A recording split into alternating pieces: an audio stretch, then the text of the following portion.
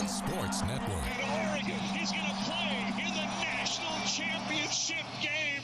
Big Ten champions. Big Ten champs. National champions, yes. Oklahoma City bound the Oregon Ducks. Awesome day to be a Duck, man. Boom inside. Touchdown Oregon. He gets loose.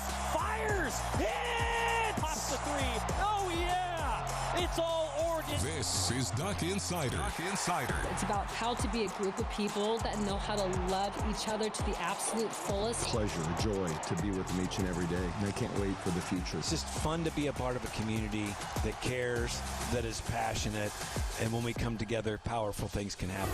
This is Duck Insider on the Oregon Sports Network from Learfield, presented by OnPoint Community Credit Union. People are the point. Now let's go live to the Country Financial Studio to talk Oregon Duck Athletics. Game day eve approaching kickoff between Oregon and Wisconsin. I shouldn't say game day eve, 2 days until we get to kickoff between Oregon and Wisconsin. 4 o'clock kickoff, 2 o'clock pregame show across the Oregon Sports Network. Joey, the crew, they're going to have you all ready. I'm in here feeling for Joey right now. He walked in and said, hey, you're going to open the show today. I usually am behind where Scott's sitting right now on the production side of it.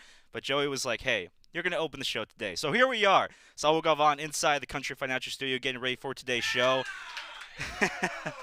Joey's going to talk with Wisconsin broadcaster Matt Lepay and more Oregon football student-athletes previewing this week's game against the Wisconsin Badgers. Also looking at both basketball squads. The men's side open up their season tomorrow with an exhibition against Utah. That is televised at 7 o'clock on Big Plus as well as the Oregon Sports Network. And then the women, they have an exhibition matchup next week, October 30th. That will also take place on Big Ten Plus at 6 o'clock as well as the Oregon Sports Network from Learfield. But it's always good, and I love that I came in on this day. It's always good to come in after an Oregon volleyball win, and it's even better when we get a top 25 victory. The Ducks took down number 25 ranked UCLA last night to pick up their second ranked win in the past week with Wednesday's road sweep.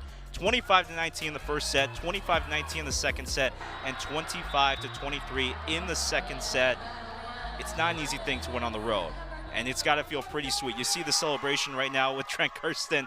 I always love these videos. This is exactly what we want to see as a fan. The celebration afterwards. Congratulations to Trent Kirsten and his entire squad. A big victory. Their second victory. They had one last week against number 18 Minnesota. Now get this one, number 25 against UCLA.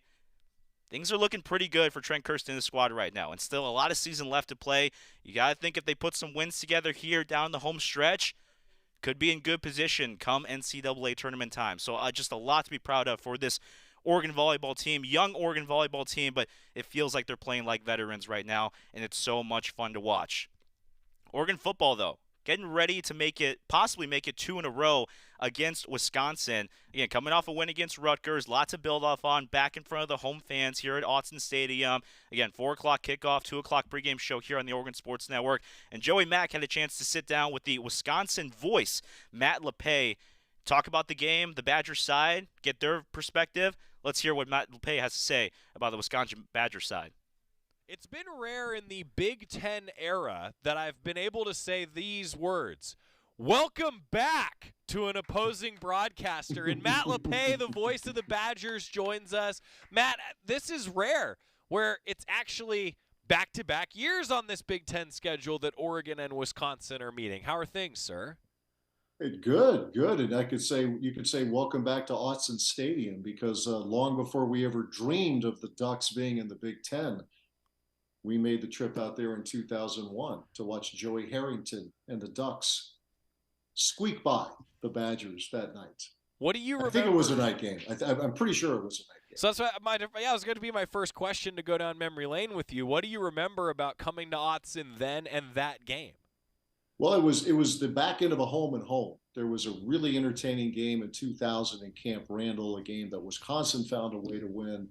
And I was really eager. I had been years ago out there for a basketball game, like 1989 or 90, something like that. Was it MacArthur Court, I believe? Yes. But what I remember, it was really loud, and because there was all the excitement and the Heisman push for Joey Harrington and such a great quarterback, obviously, for the Ducks in his time there. And there was a lot of hype for the game. Wisconsin, they thought had a chance to be a pretty good team, and they were a little bit down as it turned out that year, but we remembered it being very, very loud. Well, that's a good thing to be known for. We appreciate that from the Autzen, or I guess to add to the Autzen lore, if you will, right? Like the history of it is to be loud. Similar line of thinking here, Matt. Like last year, that was a grinder of a game for Oregon at Wisconsin, and I'll tell you, I think the Ducks were happy to get out of there with a win last year. What's been the feedback and maybe the since then? The thoughts from Wisconsin on that game with the Ducks last season? Well, I remember leaving the booth that night thinking that, I don't know, how many weeks in a row had the Ducks played? It was a lot. It looked like a team that needed a bye. That was because we knew how good they were and obviously still are and could score a lot of points. But Wisconsin, the Badgers played about as well as they could in that game. They obviously left meat on the bone in the game. Offensively, it's been a major struggle for the last few years, and none more so than this year. But yeah, you think of a couple of plays. Dan Lanning making the decision to go for it on 4th down to start the 4th quarter.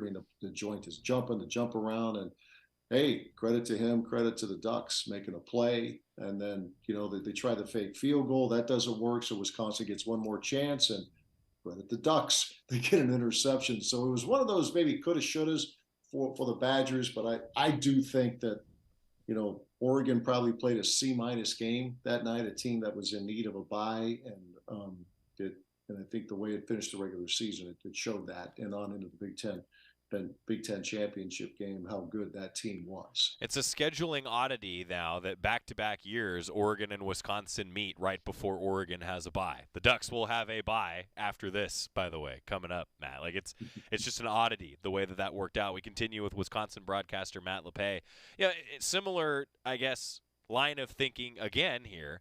The expectations for Wisconsin going into this season, Matt, I know it hasn't gone the way that Badger fans would like, but what were the expectations coming in, and how has it gone so far? There was a lot of concern with the fan base just looking at the schedule. Going to Alabama, the back end of the home in the non-conference portion of the schedule. Ohio State coming here, going to Oregon. We were all curious, okay, how good is Indiana? Was it a one-hit wonder? Obviously, it is not, as you all found out. No doubt. So Indiana's really, really good. We thought Washington would likely be better, which it appears as though it is.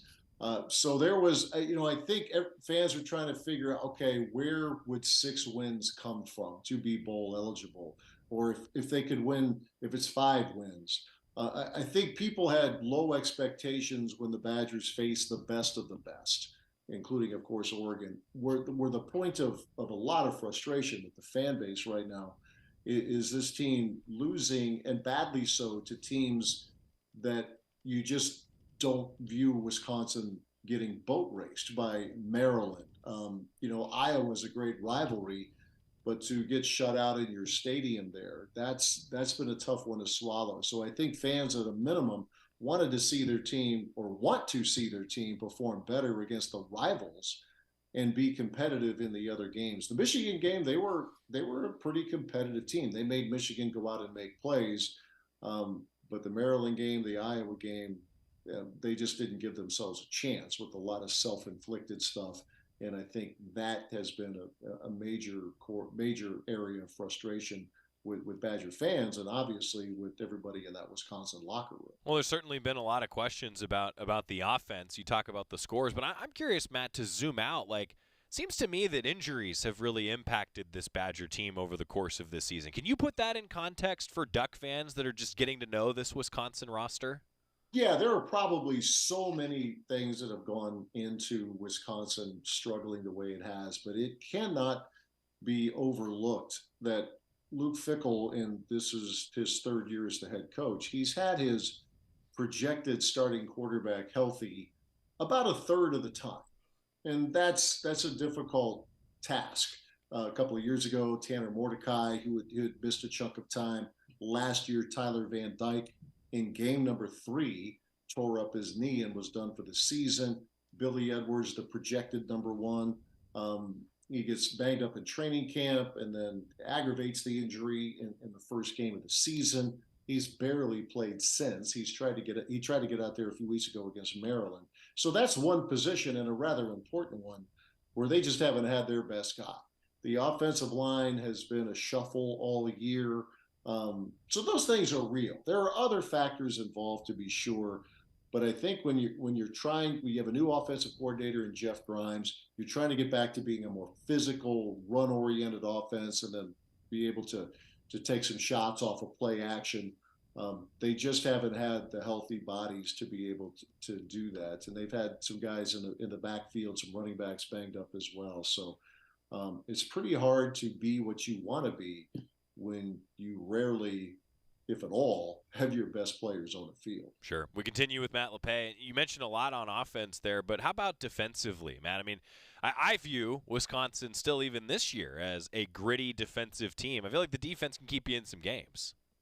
Defensively, one of the things that they really wanted to address, and they did, was along the defensive front. They were more than leaky against the run last year, let's put it that way. So they just got overmatched, particularly in the stretch drive of the season. Excuse me. Teams that maybe were not really good running teams became good running teams against Wisconsin. So they wanted to get bigger. They wanted to get deeper in the interior of their defensive line, and they've done that. Their run defense has been pretty good. The pass defense has not. And that's where, Alabama just didn't mess around. Ty Simpson was, throwing nearly a perfect game. Julian Sayin for Ohio State was flawless. They didn't mess around trying to run a whole lot. They just let Sayin do his thing with 2 great receivers in Jeremiah Smith and Carnell Tate. So that's been, they've been able to limit the damage in one area of the defense, but in the other, it's been a tough deal for Wisconsin. So it's just been that kind of year when things aren't going your way. If it's self-inflicted or injuries or whatever, opponents don't care. They can find what they view as the weaknesses and they attack it. And Wisconsin has faced some really good quarterbacks and really good offenses that have been able to expose those weaknesses. Oh, we've been there. Oregon has been there. That's for sure over the years. We continue with Matt Lepay. Now, on this individual game, Matt, what's it going to take for Wisconsin to be successful? What are some of those keys to success for Coach Fickell and his staff? Well, it's one of those in a cliche, in a very big picture. Wisconsin will have to be nearly flawless, and Oregon will have to help them. I mean, I'm just being real. Wisconsin has had a devil of a time getting turnovers. It's a -7. They haven't recovered a fumble yet. They've intercepted some passes here. If Oregon can cooperate and make some mistakes and give Wisconsin a short field, what's the formula anytime you have one team that's heavily favored over the other? You need a heavily favored team to put the ball on the ground or have the quarterback throw it to the other guy. You need to have key penalties that stop drives or extend drives for the other team. And for Wisconsin, somehow, some way, be able to run the ball well enough to stay on schedule and have the Badgers in a position where if it's going to throw the ball, it's by choice and not by necessity.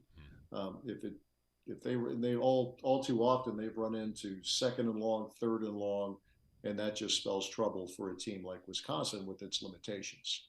All right, now I'm going to go outside the box for you, as we often do at the University of Oregon. It just so happened to fall on the schedule that when the Ducks are going to do a celebration with the Grateful Dead and have tie-dye on the uniforms, I just have to ask, Matt, is the Grateful Dead in the pregame playlist for Matt Lepay?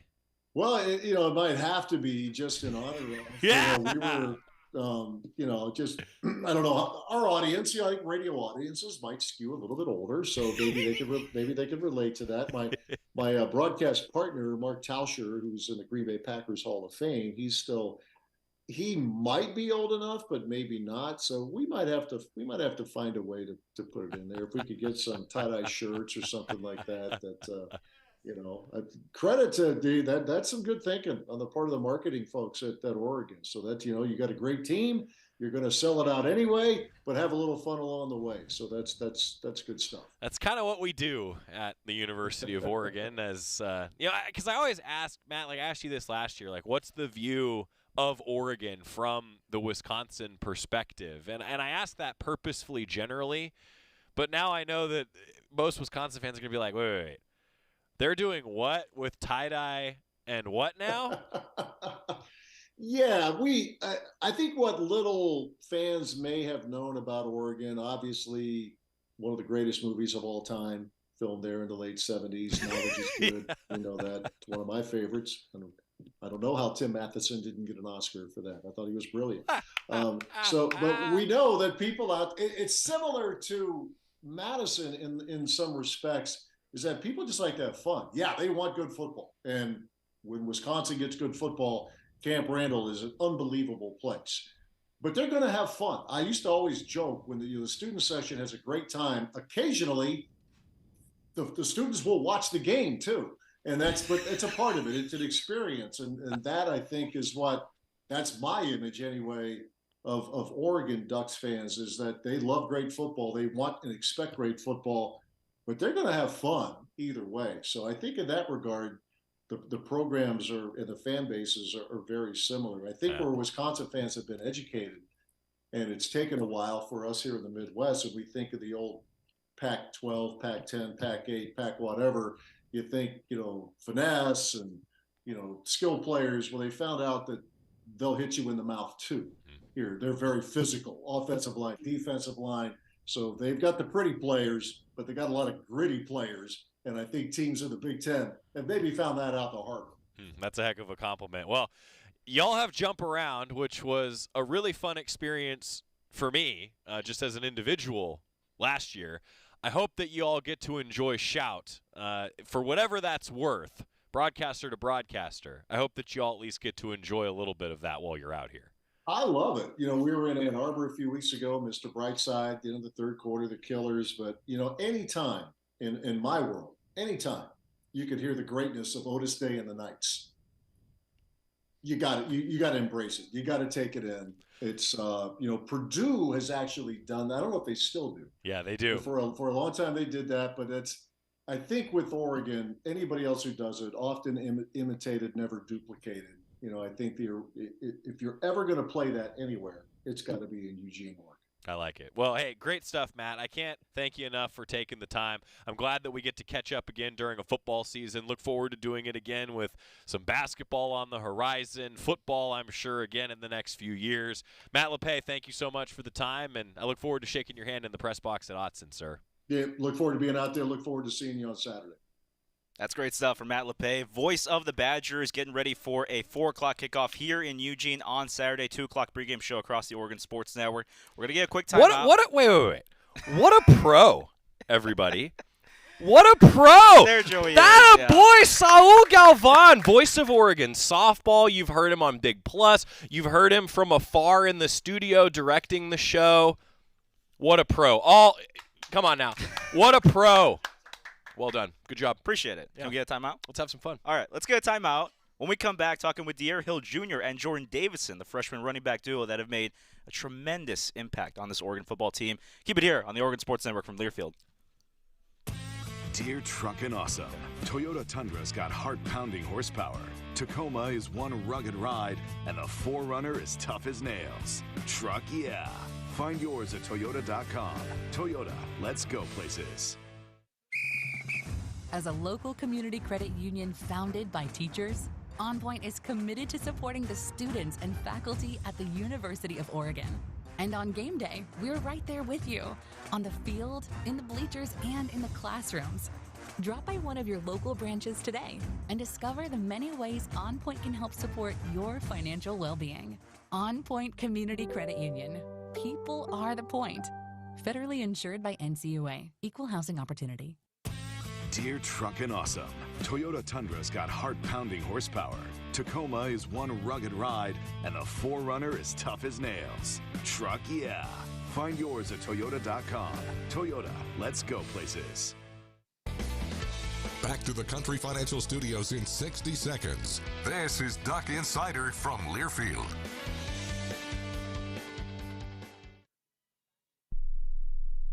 My mom has decided to learn to paint, and she's good. My dad's now into creative cuisine, and I've already put on 6 pounds. Learning new things comes with age. My mom, she started forgetting my name and what we're talking about. Forgetting well-known things doesn't. Memory loss may be a sign of Alzheimer's disease. Early detection gives you and your loved one time to plan for the future. Learn the warning signs of Alzheimer's at 10signs.org. Brought to you by the Alzheimer's Association and the Ad Council. When I smoke weed, I get lost in the music. I like to isolate each instrument. The rhythmic bass, the harmonies on the piano, the sticky melody. Hey, careful, babe. There's someone crossing the street. Sorry, I didn't see him there. If you feel different, you drive different. Don't drive high. It's dangerous and illegal everywhere. A message from NHTSA and the Ad Council.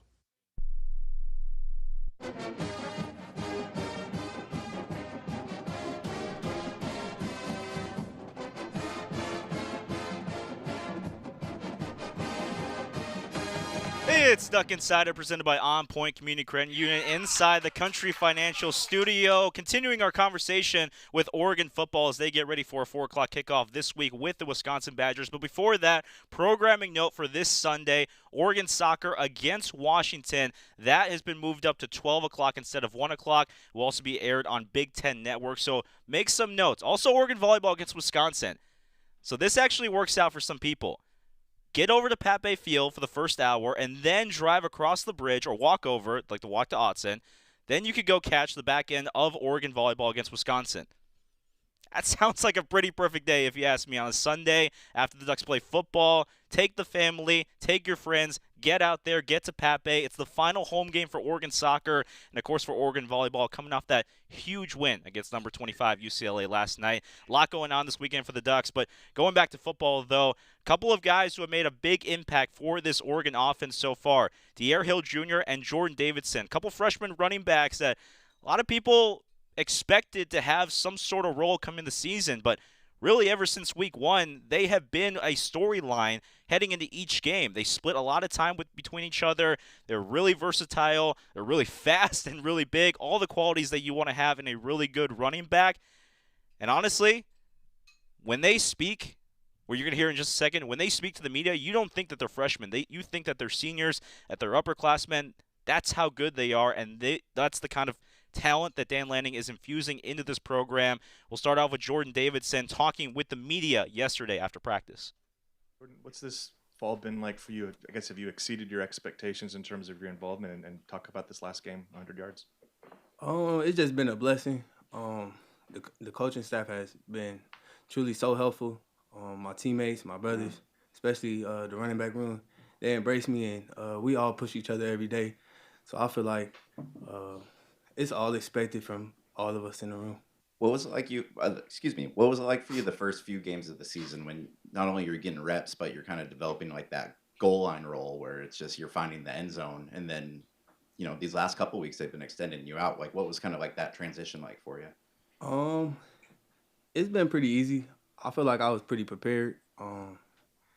Like I said, it's been a blessing to gain the coach's trust, especially as a young guy, and having other guys in the room that feel they can trust me out there on the field with them. It's been a blessing. Coming from a high school that produces such an incredible amount of NFL talent, how did that prepare you for your role early this season? Going against those guys and every day in practice, it for surely makes you go harder, I would say. Like, it pushes you to a different level that you probably think you didn't have. And then, like, once I got here, it was like a whole big jump.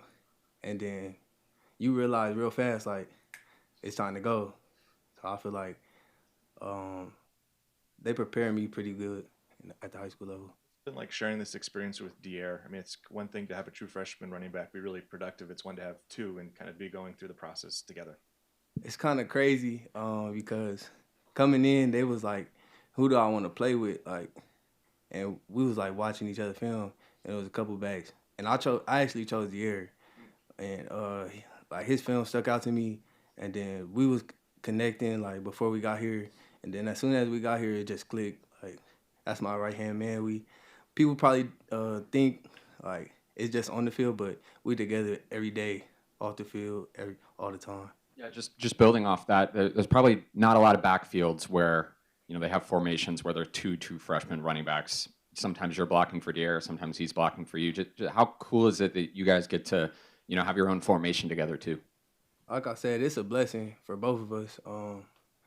Everybody on the team, like, it's a blessing to be at this place. The family environment here is crazy. Like, I never experienced it in my life. Following up with what you said about picking Dier's film, what was it about what you saw from him that made you be like, okay, this is the guy?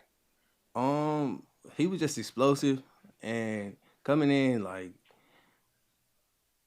you want to have another good running back that's with you. You don't want to tear your body up, and we complemented each other so well. I feel like he was the one to play with me. So. When did you feel like you had the respect of your older teammates? I don't know. It kind of just happened.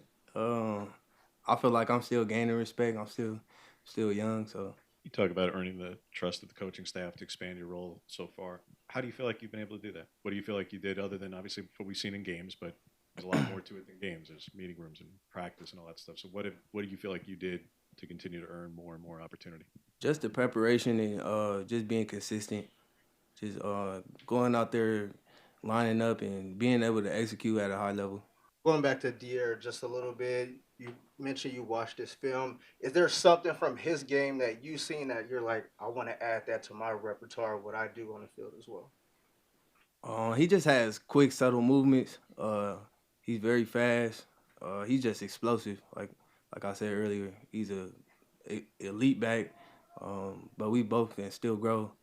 I mean, the whole room can grow, and we have a great coach that can help us do that. Take you back to the first game of the season, but what's it like having a college debut where you find the end zone 3 times? That must have been kind of unique.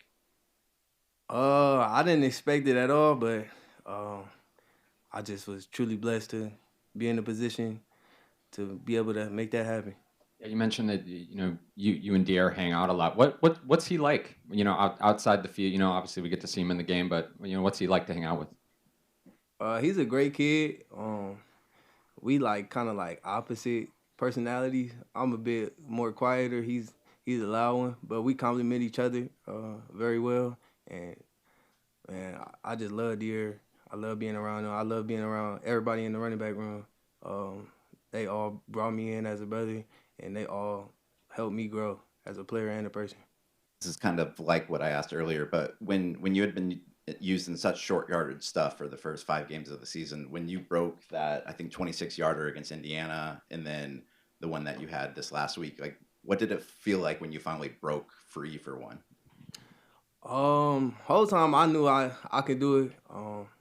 It's happened a couple times in practice, so I feel like everybody on the team wasn't surprised. I knew I could do it. I'm confident in myself, and I know my capabilities as a player.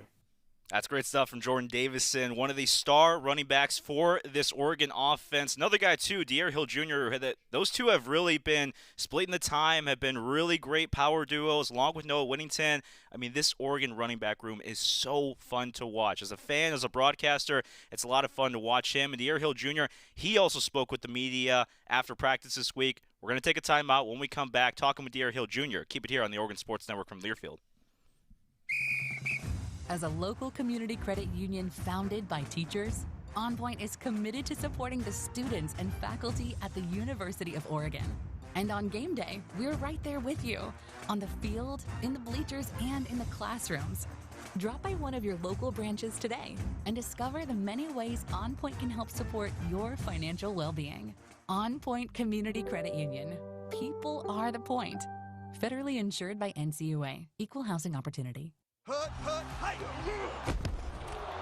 When life blindsides you with an injury, you need a team that's tough.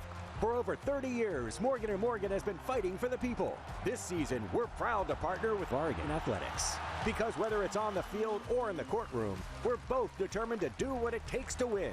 Morgan & Morgan, proud partner of Oregon Athletics. Injured? Dial Pound Law. Morgan & Morgan, 10150 Southwest 6th Avenue, Portland. Prior results do not guarantee a similar outcome. Duck Insider continues from the Country Financial Studios in 1 minute on the Oregon Sports Network from Learfield. Hey, Dad, how do airplanes fly? What's in this box? Is this tree good for climbing? How are babies made? What does this thing do? Kids are curious about everything, including guns. Talking to them about gun safety in your home is a good first step, but you can do more. Always keep your guns locked, unloaded, and stored separately from ammunition. Safe gun storage saves lives. Learn how to make your home safer at endfamilyfire.org. That's endfamilyfire.org. Brought to you by End Family Fire, Brady, and the Ad Council. You wanted to be cool, which led you to smoking, which led to a pack a day. Then you met that special someone, which led to starting a life with them, which led to wanting to live longer, which led to quitting. Then you heard you may be at risk for lung cancer, which led you to getting a low-dose CT scan. If you smoked, get scanned. Talk to your doctor and learn more at savedbythescan.org. Brought to you by the American Lung Association and the Ad Council. I'm coming home to the place that I remember, back to the land of my first love.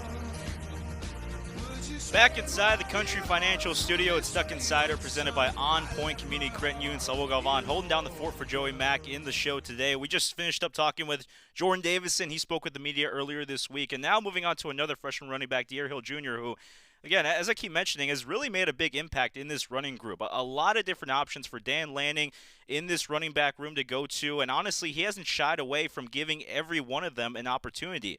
And one guy in particular who has really taken that opportunity and run with it is De'Aaron Hill Jr. He's been a major impact in this Oregon offense, along with Noah Whittington, along with Jordan Davison, who we just talked to, and just a number of options. And again, similar with Davison, it feels like when they talk, and this is the first time we're going to hear from De'Aaron Hill Jr., just to give context, but when they speak to the media, they don't feel like they're freshmen. That's how poised they are. That's how mature they are. And again, that's the kind of infusion of talent Dan Lanning is bringing into this program. He wants guys that are not just ready to play on the field, but that really are going to have just an amazing character to them. And for De'Aaron Hill Jr. in particular, there's a lot of options to go in that running back room, but he shows that he can be a leader for this team, not just this year, but also in the coming years. Here's De'Aaron Hill Jr. after practice this week.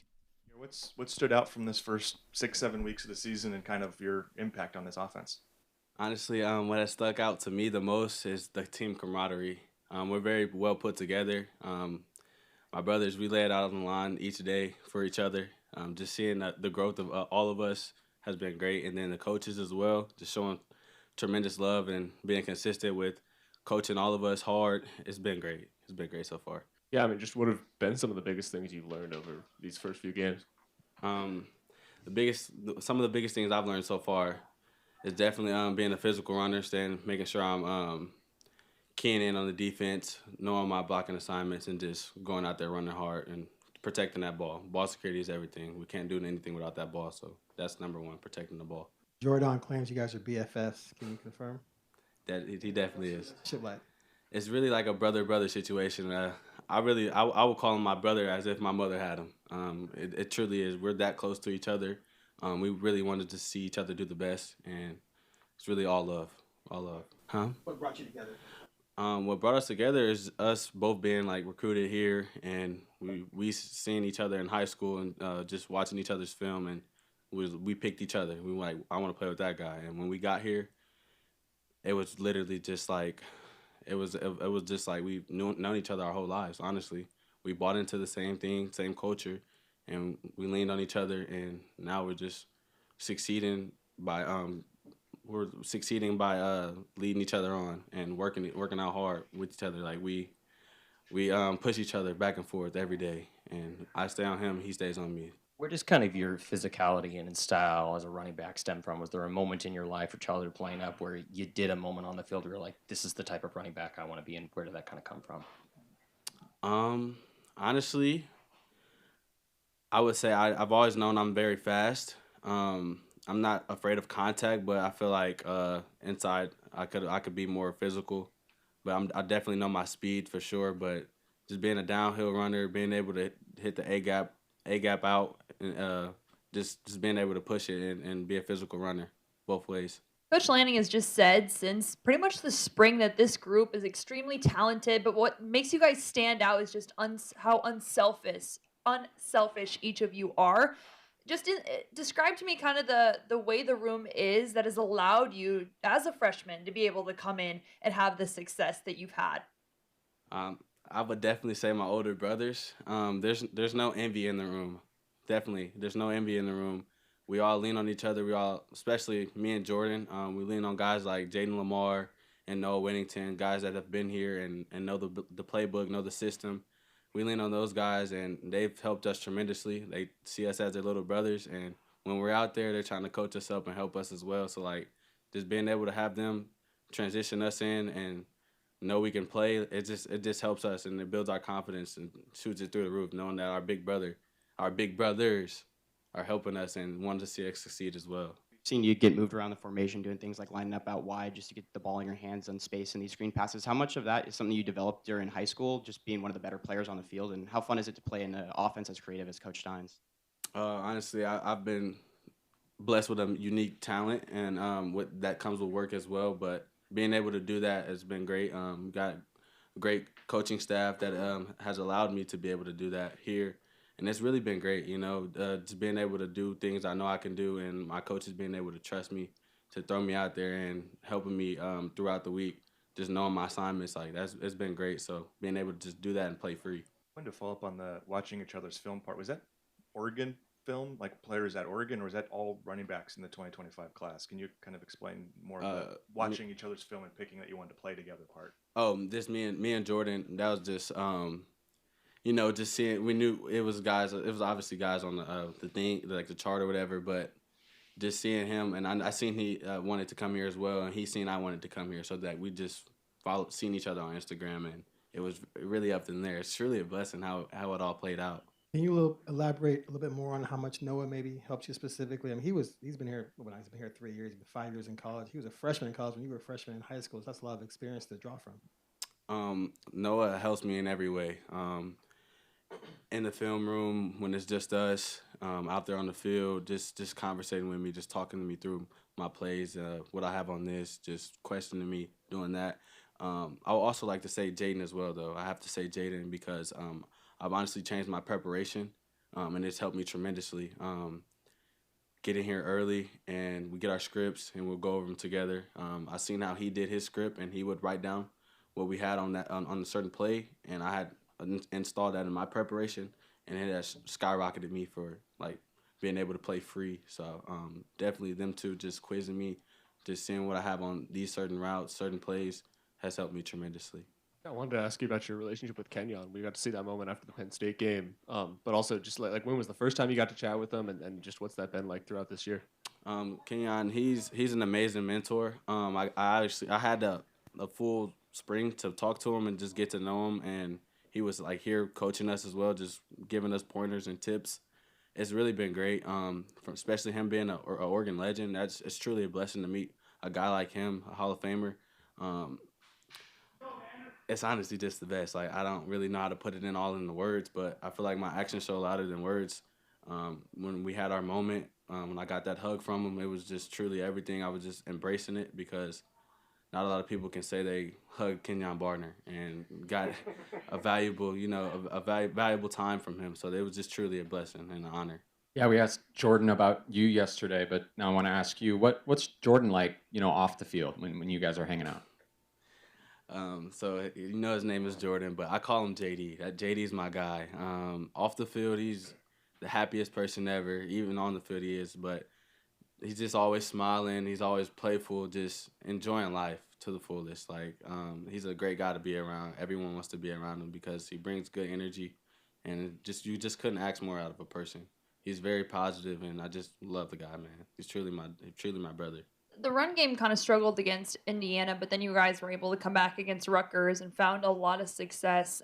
What was just kind of the difference in maybe your preparation or just some things that you focused on during the week to help you find that success again against Rutgers? I would definitely say we just buckled down more, studied more, really just trusted our coaches. At the end of the day, our coaches call the plays, and we just go out there and execute them. We want to make sure we're all dialed in, and Coach Stein always says we're doing our 111, so everybody just focusing on their job. When everyone's focusing on their job, everything will go easy, and we'll be successful, and we'll do what we're capable of doing. So just making sure everybody was doing their 111. You guys are now obviously more than halfway through the season. Just can you kind of break down what this experience has been like you in your first year, and what do you feel like maybe some of the biggest lessons you've learned even throughout this process of competing in the regular season so far? Honestly, for being my start, being a freshman coming in, it's been a great experience. I'm here at Oregon. I mean, it doesn't get any better than that. My preparation and just up to this point, I feel like we've done it. My coaches and the community and the staff have done a great job of just keeping us all dialed in. The biggest thing I think I could take from this right now is focusing on the present moment, just being where my feet are.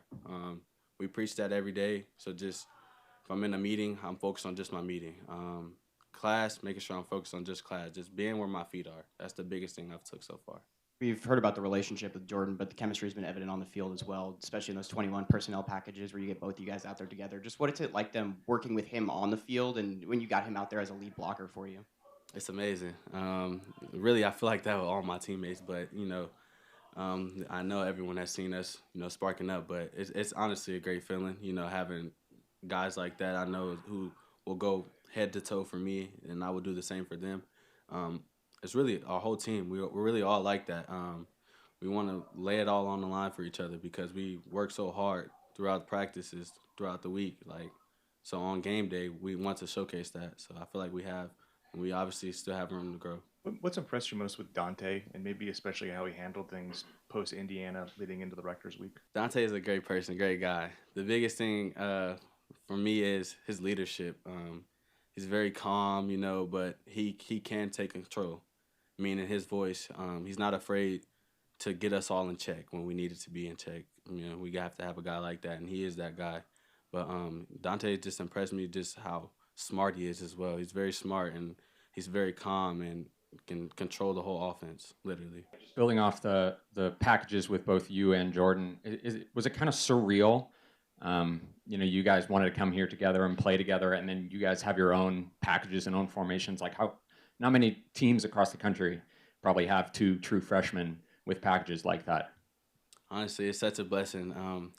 It just boils down to the work, just staying down, staying and ready to work.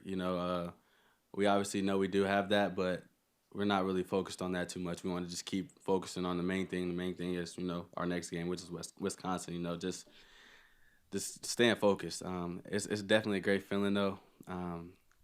It's really a blessing. I'm happy for that. That's good stuff there from De'Aaron Hill Jr. talking with the media earlier this week, and I love what he said too about after Penn State with Kenyon Barner. I was there, and the broadcast crew was there as well. I didn't really get a chance to see him go up to Kenyon Barner, but looking at the photo later and the video that was taken as well, you could just see the emotion on Hill Jr.'s face when he goes up and gives Kenyon Barner a hug. That's got to be pretty cool. A current Duck who has made a huge impact in the running back room with a former Duck who has built an incredible legacy with this program. He's doing a lot of stuff now with the media, and it's just cool to see that connection of Ducks. It makes me excited as a current Duck right now to eventually graduate in a couple months from this program and then become a Duck that has that connection and that can see that connection between former Ducks and current Ducks. It's what makes the University of Oregon so great to attend. Again, De'Aaron Hill Jr. talking with the media, getting ready for a 4 o'clock kickoff on Saturday, televised on FS1, 2 o'clock pregame show on the Oregon Sports Network. We're going to get another timeout. When we come back, Oregon basketball kicking off their season on Friday with an exhibition against Utah. Dana Allman meeting with the media. We have that after this on the Oregon Sports Network from Learfield. At Shadow Hills Country Club, we're more than just an award-winning golf course and practice facility. Our events team offers all-inclusive event pricing that allows us to take care of all the details while you enjoy your event. Our indoor and outdoor venues offer you a wide variety of fully staffed options that put the focus on you. From weddings to business and social events, at Shadow Hills Country Club Events Center, you get the benefits of a resort atmosphere and amenities in a peaceful country setting, just minutes from downtown Eugene. Call for a tour today or visit shadowhillsevents.com. Hey Duck fans, at Country Financial, they make insurance easy. Whether you're shopping for home, auto, or more, their representatives will take the time to understand your specific needs and explain what options work best for you. Worry less and feel more confident knowing you're covered. Visit countryfinancial.com to get started today. Experience more with Country Financial. Auto and home insurance policies issued by Country Mutual Insurance Company, Country Preferred Insurance Company, and Country Casualty Insurance Company, Bloomington, Illinois. More Duck Insider from the Country Financial Studios after this on the Oregon Sports Network from Learfield. When your car is making a strange noise, no matter what it is, you can't just pretend it's not happening. That's an interesting sound. It's like your mental health. If you're struggling and feeling overwhelmed, it's important to do something about it. It can be as simple as talking to someone or just taking a deep, calming breath to ground yourself. Because once you start to address the problem, you can go so much further. The Huntsman Mental Health Institute and the Ad Council have resources available for you at loveyourmindtoday.org. There's danger out there. It lurks on highways and quiet neighborhood streets. It's more likely to kill you than a shark and more terrifying than the biggest snake. Distracted driving claims lives every day. Every notification, swipe, social post, video, or selfie while driving risks your life. So while you might think public speaking or the zombie apocalypse is scary, what's really terrifying and even deadly is distracted driving. Eyes forward, don't drive distracted. Brought to you by NHTSA and the Ad Council. You know you make me wanna kick my heels up and throw my hands up and throw my head back and come on now. So good to see. Back inside the Country Financial Studio, Duck Insider presented by OnPoint Community Credit Union, wrapping up Oregon football, and now moving on to some Oregon men's basketball because their season tips off on Friday, tomorrow that is, against Utah. 7 o'clock tip against the Utes for an exhibition matchup televised on Big Ten Plus, as well as the Oregon Sports Network. Joey Mack has got you for that one, but again, a lot of anticipation building for the season with Dana Altman and a lot of stars returning, some new faces as well. A lot of things that Dana Altman covered in his media availability earlier this week. Here is Dana Altman. We're not going to get to all of it, but a portion of it. Here is Coach Altman with the media on Monday. Is the opener in play, or you think it'll be on the opener? You know, it probably won't be. I can't say that for sure. Jackson says he's going to play, but, you know, the trainers and doctors will have to release him. But he's staying in shape. You know, I don't think it'll affect Jackson that much. He's in great shape. He knows our stuff. You know, he's paying attention, all the things that we're putting in new. So I don't think it'll affect him much, but it'll slow down our progress as a team. He's our only experienced guard. Drew's doing some good things. Carter is, but TK doesn't have experience. Wade doesn't have experience. I was really hoping that Jackson could, you know, really bring the team along here early. So I think it's going to slow our progress as a team down. But as far as Jackson's concerned, I don't think it'll slow him down at all. It takes the fourth out. The following game's only a couple days later, so you're looking more in game 3 for Rice at that point, probably at least. I think South Dakota State's our third. Rice is second. So, you know, I don't know. Again, the doctors and, you know, we had doctors here in town. We also had a specialist in L.A. Who works with a lot of NBA teams take a look at it. You know, they both agreed on the procedure to get it healed. So, again, just a matter of when the doctors will release him. So who fills in for him during his absence? Well, Way, you know, we'll get an opportunity to see what he can do. And TK will take some time. Drew, you know, Carter's taken, you know, some reps there at the point. So be kind of by committee. But obviously Jackson's a big part of our team.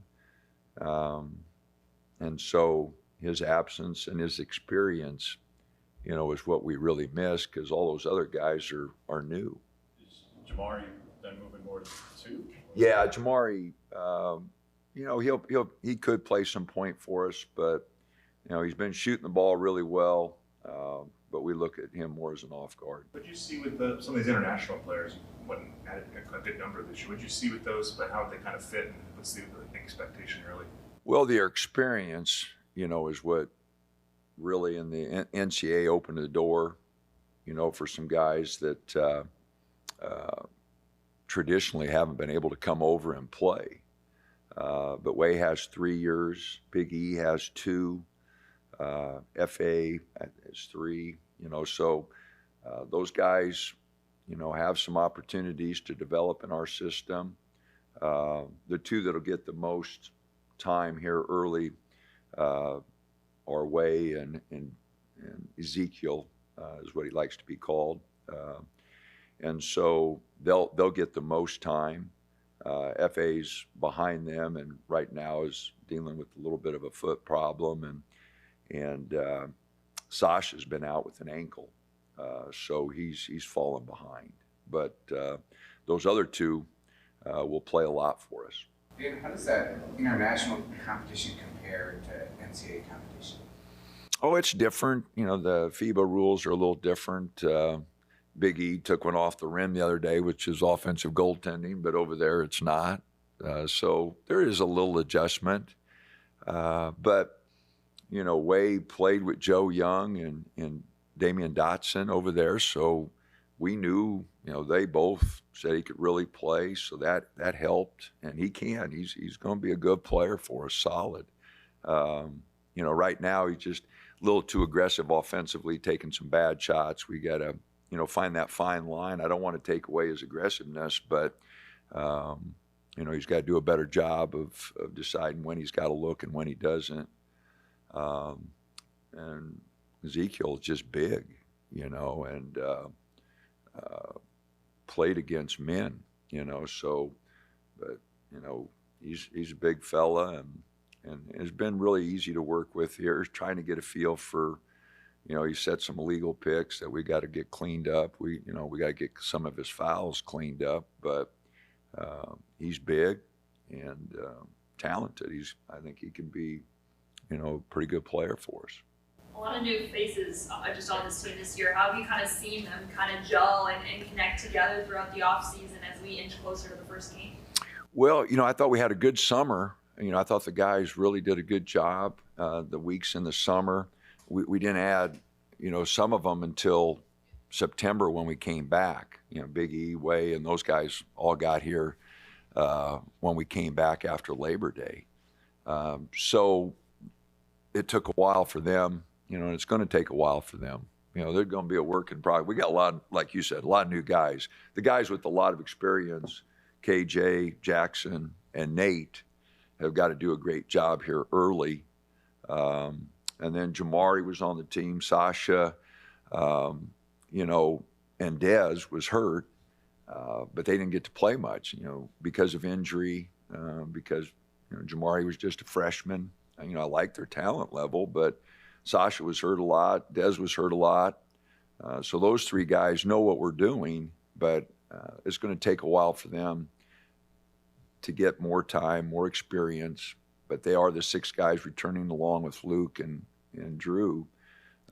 Chance to go to work on Friday, like Dana Ullman says, work in progress. Well, again, the Ducks have a chance to go to work tomorrow against Utah, again, 7 o'clock tip-off at Matthew Knight Arena. A lot of tickets still available, so get out to Matthew Knight Arena. Should make for a fun start to the weekend if you're an Oregon Duck fan. One more time out. When we come back, wrapping up the show, Joey's going to join on, getting ready for a Friday pick day. So excited about it. Back after this on the Oregon Sports Network from Learfield. As a local community credit union founded by teachers, OnPoint is committed to supporting the students and faculty at the University of Oregon. And on game day, we're right there with you, on the field, in the bleachers, and in the classrooms. Drop by one of your local branches today and discover the many ways OnPoint can help support your financial well-being. OnPoint Community Credit Union. People are the point. Federally insured by NCUA. Equal housing opportunity. We know you turn to the Duck Store for all your game day needs, and for students at the University of Oregon, it's even more. Class supplies, jobs, a seat on our board, a place to take a quick coffee break.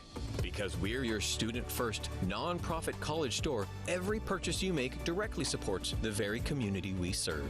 From working in our counters to studying in the classroom, from directing our stores to cheering in the stands, the people we serve, the students, are the very people who are the Duck Store. Your daily dose of Oregon athletics. This is Duck Insider from Learfield. We asked parents who adopted teens to share their journey. If you build a relationship, then it becomes easier. If you build trust, it becomes easier. As a parent, you want what's best for your child. To give them the love that a child needs is probably the best thing you can do for a teenager. Learn about adopting a teen from foster care. Visit adoptuskids.org to learn more. A message brought to you by Adopt US Kids, the U.S. Department of Health and Human Services, and the Ad Council. You say you never give in to a meltdown and never fill your feed with kid photos. You say you'd never put a pacifier in your mouth to clean it and never let them run wild through the grocery store. So when you say you'd never let them get into a car without you there, know it can happen. 1 in 4 hot car deaths happen when a kid gets into an unlocked car and can't get out. Never happens. Before you leave the car, always stop, look, lock. Brought to you by NHTSA and the Ad Council.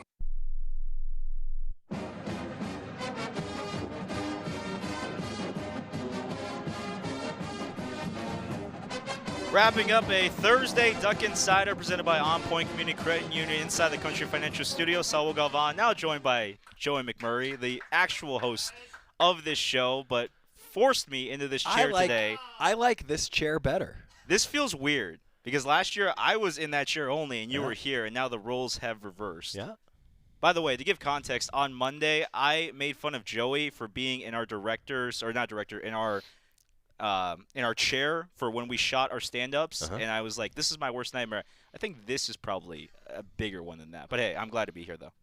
I had to record a sample in a class, and everybody was like, wait, you don't belong here. I honestly had forgotten about that, and Saul thinks this is why. I was like, hey, you're going to host the show today when he walked in. No, it was time. It was time. You did a great job. A lot of fun to be in here. You did a great job. We can all agree, everyone in the audience, Saul did a great job. Tomorrow, though, he's right. Picks tomorrow. Joey, Jerry, Jorgie, go Ducks! Let's take a moment to breathe. Deep inhale. Extend your spine. Remain focused on what you're doing. If safe to do so, exhale slowly, leaning to one side. Inhale back to center. If safe to do so,